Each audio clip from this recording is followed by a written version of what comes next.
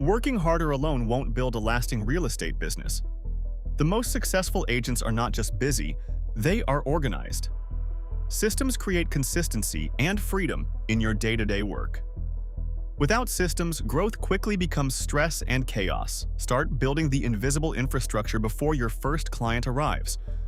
Organize contacts, files, calendars, and workflows as your first priority. Episode 09 gives you a step-by-step framework to build that infrastructure. Learn what tools to prepare before licensing and what you can legally do while pre-licensed. Watch the business assemble piece by piece. Contacts, calendar, files, workflow, routine.